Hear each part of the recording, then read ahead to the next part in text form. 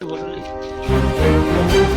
જોઈ શકો છો માસૂમ બાળકો જે ગટરમાંથી પસાર થઈ રહ્યા છે. સાવ નાના માસૂમ બાળકો શાળાએ જવા સ્કૂલ ચાલે એમ જ્યારે શાળાએ જતા હોય અને આવી ગટરમાંથી પસાર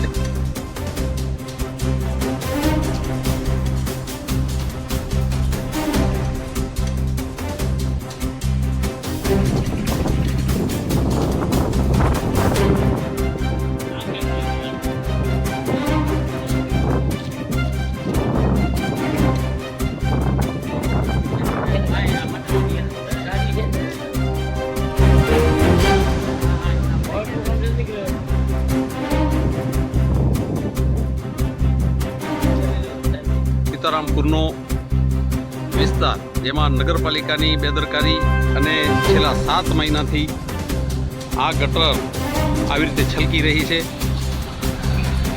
અને સામે જે નાળો છે એમાં આ પાણી જઈ રહ્યું છે. દૂર સુધી જોઈ શકો છો. ખૂબ જ ખરાબ પરિસ્થિતિ.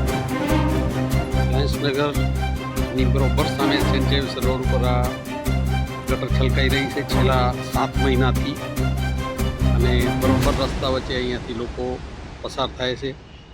1200થી વધારે માત્રામાં વિદ્યાર્થીઓ અહીંયાથી નિયમિત આવન જાવન કરે છે અને આ ગટર ઉપરથી થઈ આ ગટર ઉભરાઈ રહી છે જે સીતારામપુર અને અંબિકાનગર વિસ્તારનો એરિયો છે જ્યાં મોટા પ્રેશર સાથે ગટરનું પાણી ઉભરાઈ રહ્યું છે.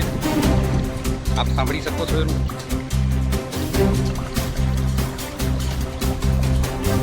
અને આ ઉભરાયેલી ગટર નીચાણવાળા વિસ્તારમાંથી થઈ અંદાજે 1.5 થી 2 કિલોમીટર જેટલો લાંબો મંજિલ કાપી અને હિંમતપુરાનો જે નાળું છે ખુલ્લો એમાં જઈને મળે છે.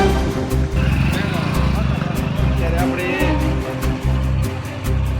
સીતારામપુરમાંથી થઈ અંબિકાનગર બાજુ જઈ રહ્યા છીએ જ્યાંથી આ ગટર છલકાઈ રહી છે અને લોકોનું કહેવું છે કે કેટલાય સમયથી રજૂઆતો થાક્યા છતાં આ ગટર લાઇનનું પાણી